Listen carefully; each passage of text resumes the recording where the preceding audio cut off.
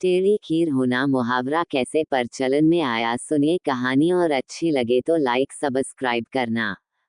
सुनो, टेढ़ी खीर होना मुहावरे से जुड़ी कहानी कुछ इस प्रकार है। बहुत समय पहले की बात है। दो दोस्त थे, उनमें से एक दोस्त लंगड़ा था और दूसरा दोस्त अंधा था। दोनों दोस्त बहुत गरीब थे।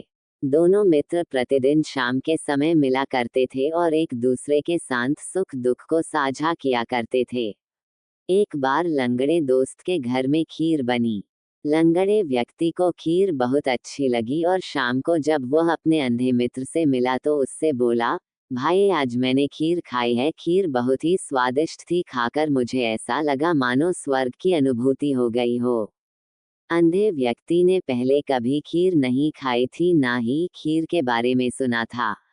लंगड़े व्यक्ति की बात सुनकर अंधे व्यक्ति के मन में भी खीर को जानने की इच्छा हुई। अंधे व्यक्ति ने लंगड़े से पूछा, भाई ये खीर क्या होती है? लंगड़े व्यक्ति ने उत्तर में अंधे से ही पूछा, क्या तुमने कभी खीर नहीं खाई है?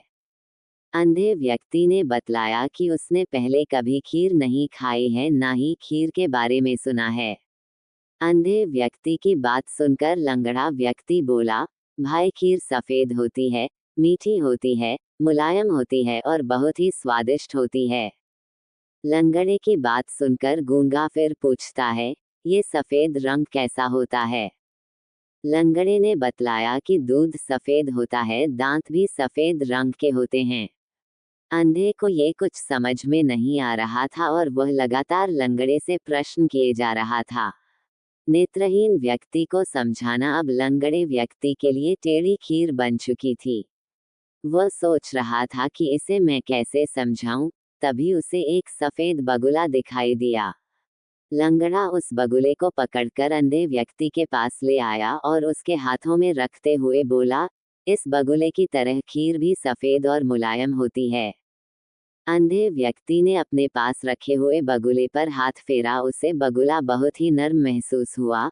वह कभी बगुले के ऊपर हाथ फेरता, कभी उसके दाएं बाएं छूकर देखता था।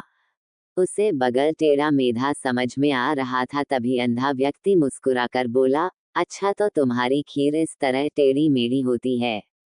उद्धरण चिन्ह। लंगड़ा व्यक्ति अंधे को संतुष्ट कर बहुत प्रसन्न हुआ और बोला, हाँ खीर टेढ़ी होती है। तभी से किसी मुश्किल कार्य करने के लिए टेढ़ी खीर होना कहावत प्रचलित हो गई है। धन्यवाद।